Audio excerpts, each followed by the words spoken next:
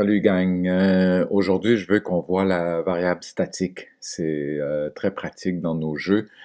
Comme par exemple ici, j'ai deux interfaces et je veux garder la valeur de mon score d'une interface à l'autre, soit pour donner une rétroaction ou soit pour autre comportement de mon jeu. Alors si je vous fais un démo, par exemple, il y a des bombes qui sont générées. Je veux compter le nombre de bombes qui ont été générées et le nombre de bombes que je vais attraper. Alors, aussitôt que je les attrape, elles deviennent vertes. Alors, ça m'indique visuellement les bombes que j'ai attrapées. Et en même temps, je compte le nombre total. Si j'arrive sur l'interface suivante, donc c'est une autre scène, ça me donne la rétroaction de 4 sur 16. Si je reviens en arrière, mais ce score-là est gardé en mémoire et je peux l'améliorer ou éventuellement repartir à zéro. Comme là, 6 sur 24, je suis très poche, mais en pesant la barre d'espacement, ce que j'ai programmé, je peux remettre les variables statiques à zéro. Donc voilà, je repars à 9 dans la première interface et ainsi de suite. Alors donc voilà, c'est la variable statique qui me permet de faire ça. Alors commençons donc par garder en mémoire le nombre de bombes qui va être généré dynamiquement. Évidemment, j'ai mis un invoke repeating pour régénérer les bombes, mais je veux toujours garder en tête le nombre total de bombes qui ont été créées. Alors une chose que je vais faire, c'est dans mon script de la bombe, ben, on avait la bombe qu'on avait déjà vue. Donc, bref, c'était lorsque la seule chose qu'il y avait, c'est détection de collision avec le gazon. Si c'est le cas, mais on part l'animation d'explosion et on détruit l'objet. Sinon, si la bombe ne touche rien, ben, au bout de 10 secondes, elle disparaît. Moi, ce que je veux savoir, c'est le nombre de bombes qui a été créé. Alors, la meilleure des choses, c'est de justement, dans cette classe-là, créer une variable statique. Alors, encore une fois, on a le public, on a le mot-clé statique qui décrit la variable, c'est un integer et c'est le nombre de bombes. Alors, tout simplement, ce que je vais faire, c'est que dans le start, je vais tout simplement incrémenter cette variable-là.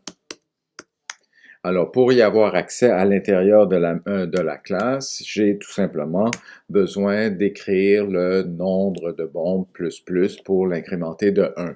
Donc, vu qu'une variable statique appartient à la classe et non pas à l'occurrence, mais la première bombe que je vais créer, par défaut, le nombre de bombes est à 0, donc la première va passer à 1. Si je crée une autre bombe, vu que la variable appartient à la classe, mais elle va passer à 2, 3, 4, 5, 6.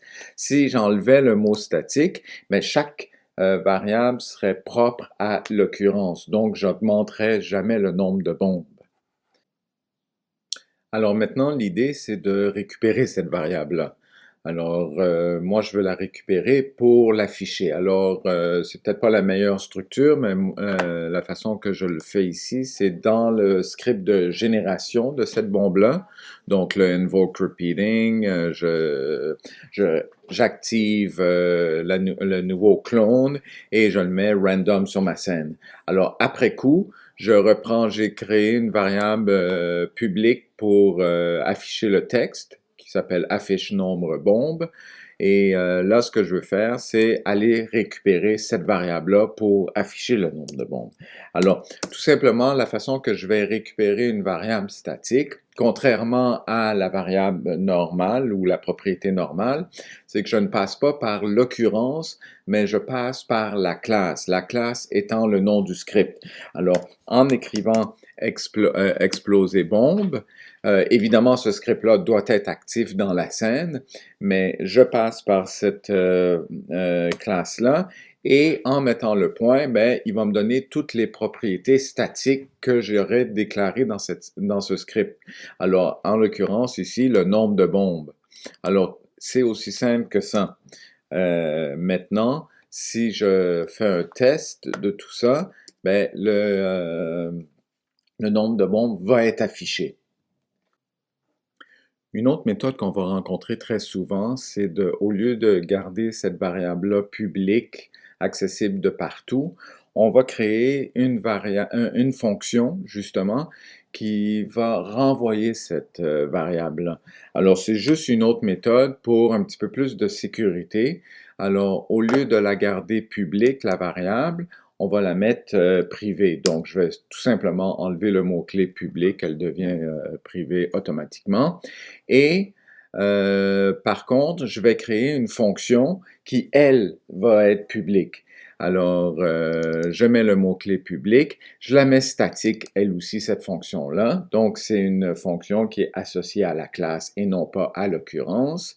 Et je vais l'appeler récupérer bombe. Et je vais tout simplement, normalement, on mettait le void, mais là, justement, je ne veux pas que rien, je veux que quelque chose soit renvoyé. Donc, c'est un integer que je renvoie. Alors, c'est une façon de déclarer une fonction. Il faut toujours mettre le type de renvoi. Et je retourne justement le nombre de bombes qui est un integer. Alors, de cette façon-là, il y a une certaine sécurité ou il y a une certaine vérification de la variable avant de l'envoyer. Je pourrais avoir des conditions qui disent, OK, sous telle condition, on renvoie tel nombre ou autre, etc. Donc, pour récupérer, justement, maintenant, ce n'est plus la variable, c'est la fonction, mais c'est exactement le même principe. Si je m'en vais dans clone, évidemment, là, il me met le nombre de bombes en rouge. Pourquoi? Parce que cette fonction, cette variable-là n'est plus publique, donc il ne la trouve pas.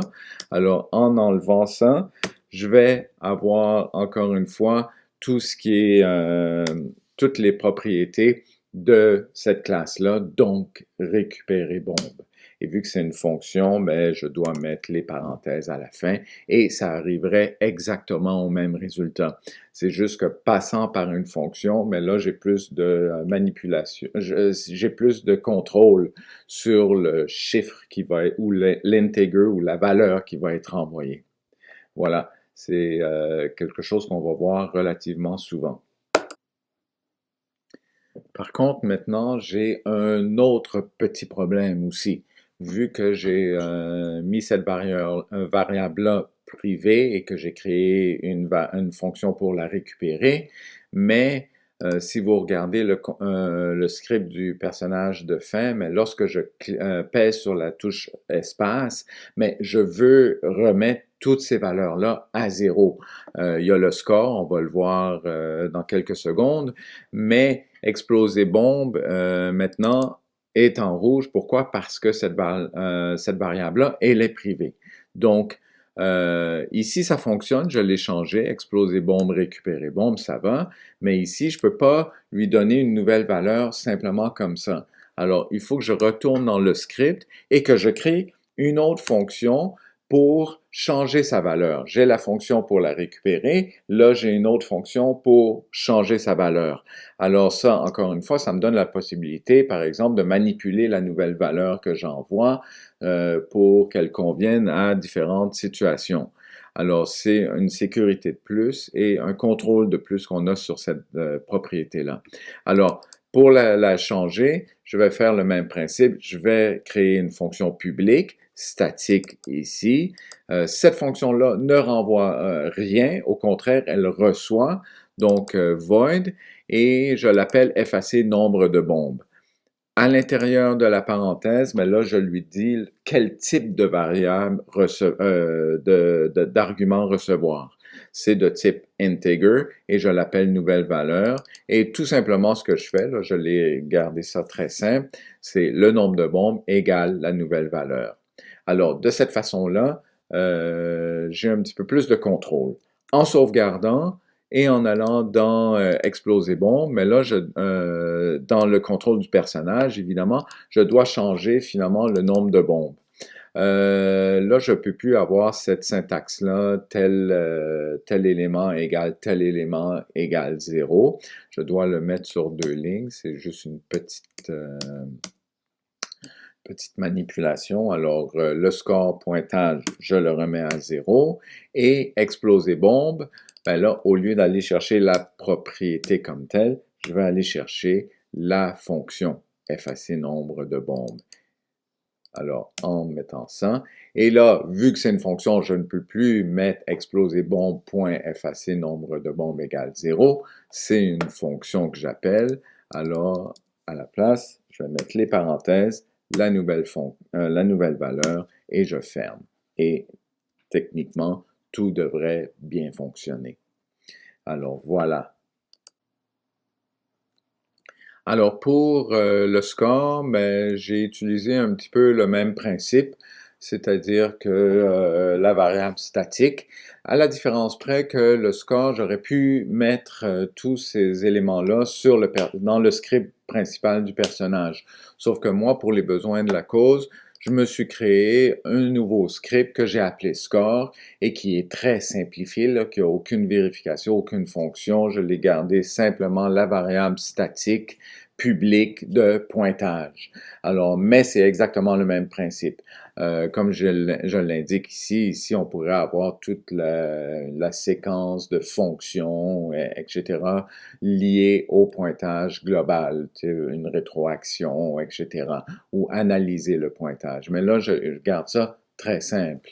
Et si je regarde dans mon personnage, mais tout simplement, qu'est-ce que j'ai fait? J'appelle la classe, donc le script score, et par défaut, il va me donner la variable pointage. Alors, c'est exactement le même principe que j'ai utilisé pour le nombre de bombes créées. Alors, si on regarde dans l'interface de